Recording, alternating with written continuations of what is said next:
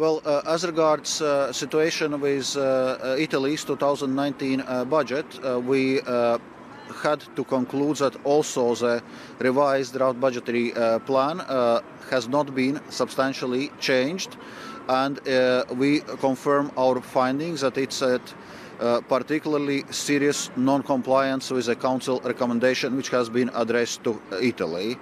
And as such, we had to re-examine our assessment of Italy's compliance with the debt reduction rules, because Italy has a very high public debt to GDP ratio, around 131% of GDP, and countries with high public debt should be reducing it closer to 60% of GDP.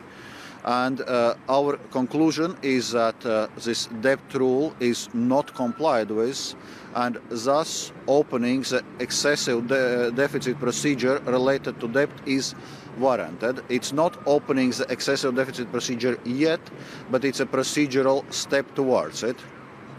And what sort of concrete action do you want to see from the Italian government to potentially reverse this action, and by when? Well, Italian government is very well aware of what action needs to be taken. It's to comply with the Council recommendation and to ensure positive structural improvement of Italy's balance by 0.6% of GDP, or at least not significantly deviating from that. And regarding sanctions, of course, that is one of the last steps within the excessive deficit procedure. But would you be willing to take that step, given that that has never happened in European history? And of course, we have European elections next year.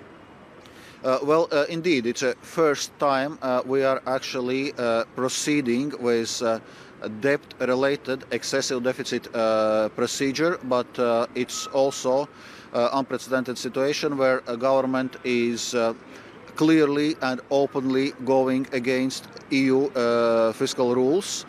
As regards sanctions, we are not at this stage yet. There are still opportunity for Italian authorities to correct their fiscal course, because what we emphasize that it's not only about EU fiscal rules, it's also about Italy's economy, because we see that the strategy which is chosen by government is counterproductive, that interest rates have already substantially increased.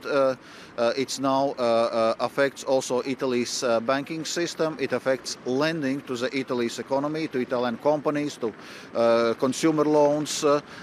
It reduces the confidence indicators, and as a result, we see Italy's economy slowing down. We actually revised downwards Italy's growth forecast from 1.3 to 1.1%.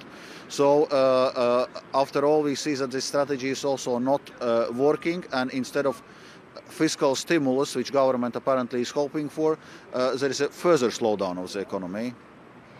You're just referring to the market reaction we've seen over the last couple of months. And are you not worried that as you continue with this standoff with Rome, you're not making things worse for Italy? Well, we are, of course, open to the dialogue with Italian authorities.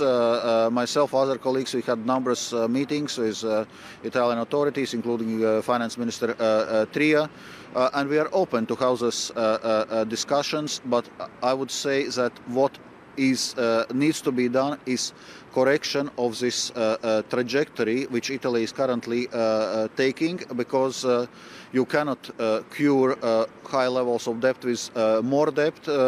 It's a vulnerability of Italy's economy which needs to be addressed. Hey everybody, it's Hadley Gamble from our new CNBC Middle East Bureau in Abu Dhabi. Thanks for stopping by. Now, to watch more, you can try one of the videos that just popped up on your screen. And don't forget to subscribe.